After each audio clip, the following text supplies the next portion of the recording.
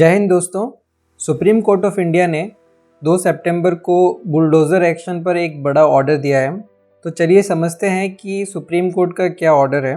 Supreme court की bench के justice BR Gavai और KV विश्वनाथन ने ऑर्डर दिया कि you can't demolish house just because somebody is an accused, it can't be demolished even if he is convict.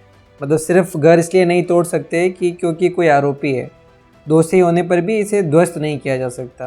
तो ये एक बहुत बड़ा फैसला है और चलिए समझते हैं इस ऑर्डर का बैकग्राउंड, आखिर इस फैसले के पीछे स्टोरी क्या है।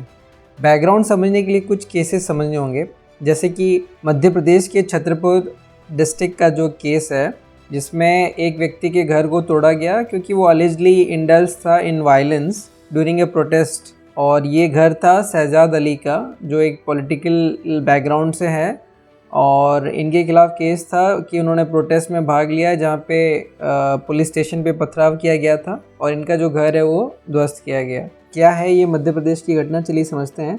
महाराष्ट्र के एक धार्मिक नेता ने पैगंबर मोहम्मद के खिलाफ एक कथित भड़काऊ टिप्पणी की थी और उसको लेके 21 अगस्त को मध्य प्रदेश के छतरपुर के कोतवाली पुलिस स्टेशन पर एक बड़ी भीड़ द्वारा पत्थरों से हमला किया जाता है। प्रशासन ने अगले दिन आरोपियों के खिलाफ कार्रवाई शुरू की और उसमें कई घरों को ध्वस्त किया, जिसमें मतलब मुख्य आरोपी जो ये हाजी शहजाद अली है, उनका एक बंगला भी शामिल था। तो ये केस था। अब हालांकि इसका दूसरा पहलू ये भी है कि पथराव में कुछ पुलिसकर्मी भी घायल हो गए थे और उसके बाद पुलिस हरकत में आई और उसने 150 लोगों पे मामला दर्ज किया था और इसमें अली के खिलाफ एक्शन लिया था। घर डिमोलिश किया, इस पर बहस तेज है, लेकिन लॉ एंड ऑर्डर को हाथ में लेकर पुलिस स्टेशन पर हमला करना भी क्या सही है, ये भी एक सोचने की बात है। चलिए समझते हैं दूसरा केस, जिसमें बुलडोज़र एक्शन हुआ था एक बेकरी पे। अयोध्या में 12 वर्षीय लड़की के साथ कथित रूप से सामूहिक बलात्कार की घटना का जो मुख्य आरोपी है, उसकी बेकरी को ध्वस्त किया गया था। दोस्तों नेक्स्ट केस की बात करेंगे तो है जहांगीरपुरी डेमोलिशंस इन अप्रैल 2022। तो वहाँ पे बेसिकली डेमोलिशन ड्राइव जो है वो दिल्ली में north Delhi municipal corporation NDMC carry out कर रही थी। तो लेफ़्ट के पॉलिटिकल लीडर्स और कुछ सोशल एक्टिविस्ट, उनके प्रोटेस्ट के बाद में it was led by Brinda Karat और सुप्रीम कोर्ट ने इसको इंटरवीन किया और डिमोलिशंस को रोका। तो ये भी एक घटना थी जिसमें स्टेट जो है वो डिमोलिशन कर रहा था जहांगीरपुरी एरिया में दिल्ली में। एक अनदर केस में जो शाहीन बाग दिल्ली में जो प्रोटेस्ट हुए थे, वो एपिक सेंटर था बेसिकली, जो 2-3 मंथ्स तक जो एजिटेशन चला था CA के अगेंस्ट, सिटीजनशिप अमेंडमेंट एक्ट के अगेंस्ट।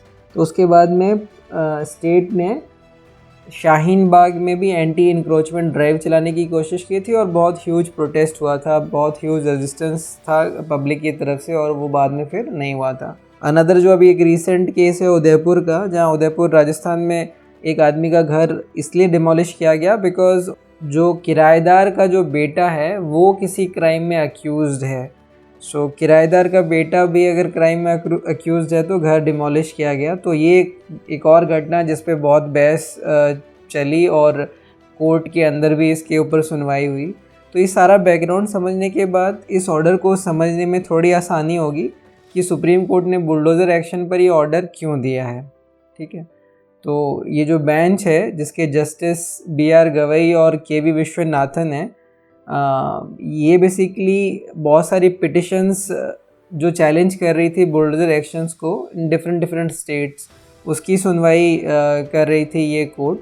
और सुप्रीम कोर्ट ने एक्सप्रेस किया अपना इंटेंशन कि पैन इंडिया गाइडलाइंस होनी चाहिए टू एड्रेस द कंसर्न्स, इस तरह के कंसर्न जिसमें अथॉरिटीज़ जो हैं बहुत सारे स्टेट्स के अंदर, जिसमें बहुत सारे स्टेट्स में गवर्नमेंट रिजॉर्ट कर रही है demolition of houses as a way to deal with crimes और to kind of punish the accused.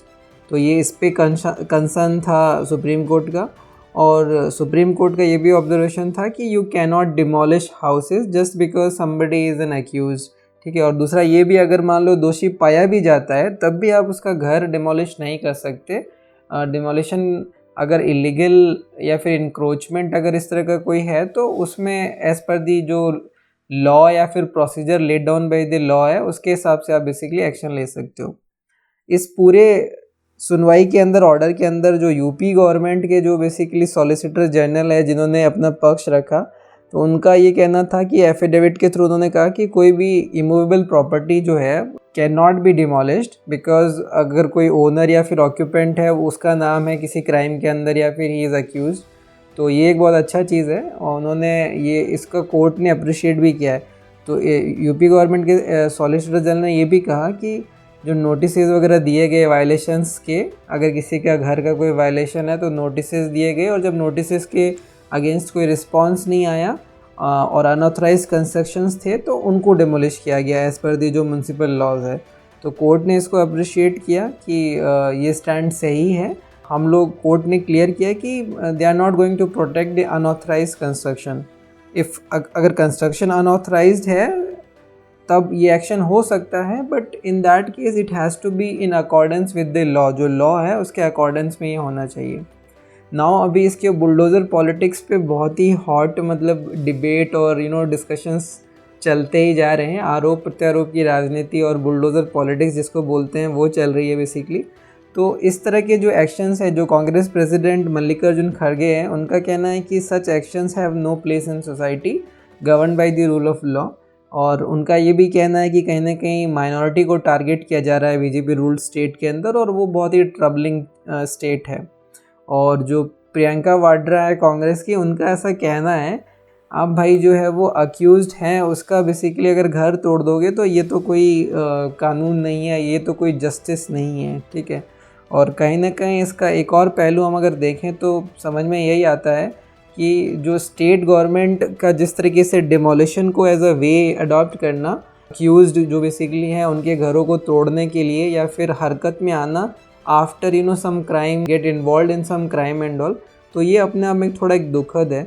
और जो हमारा आर्टिकल 21 ऑफ द कॉन्स्टिट्यूशन वो यही कहता है कि राइट टू शेल्टर या फिर right to a home is basically protected under right to life under article 21।